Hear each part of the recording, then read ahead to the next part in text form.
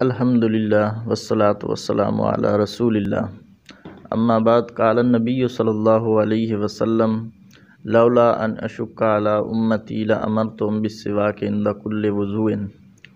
نبی کریم صلی اللہ علیہ وسلم ارشاد فرماتے ہیں کہ اگر مجھے اپنی امت پر مشقت کا ڈر نہ ہوتا تو میں انہیں ہر وضو کے ٹائم مسواک کا حکم دے دیتا، یعنی مسواک کو لازم کر دیتا۔ ویسے تو نبی کریم صلی اللہ علیہ وسلم کے بہت سارے ارشادات اور فرمودات ہیں جن سے مسواک کی فضیلت اور عظمت ثابت ہوتی ہے۔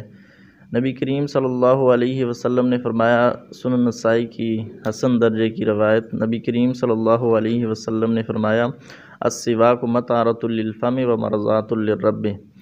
مسواک منہ کو پاک کرنے والی اور رب کو راضی کرنے والی ہے۔ مسواک کے ذریعے سے منہ کی صفائی ہو جاتی ہے اور رب تعالی راضی ہو جاتے ہیں۔ ذرا چھوٹا سا عمل ہے مسواک کر لینا، اپنے آپ کو بھی فائدہ، دانتوں کو، منہ کی پاکیزگی بھی ہو جاتی ہے اور اللہ رب العالمین بھی راضی ہو جاتے ہیں ایسے بندے سے۔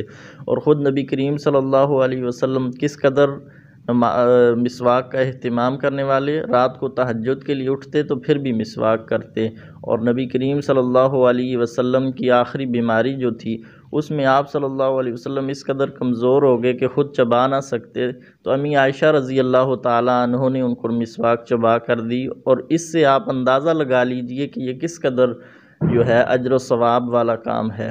آج کل لوگ ٹوتھ پیسٹ استعمال کرتے ہیں، وہ بھی جائز ہے، یہ نہیں کہ وہ نہیں جائز، لیکن مسواک کا ایک اپنا سنت اور اس کا ایک نور ہے سنت پر عمل کرنے کا۔ تو مسواک کا اہتمام کیجئے ہر وضو کے ٹائم، چھوٹا سا عمل ہے، اللہ رب العالمین بھی راضی ہو جائیں گے اور آپ کے منہ کی صفائی بھی ہو جائے گی۔ اللہ عمل کرنے کی توفیق عطا فرمائے۔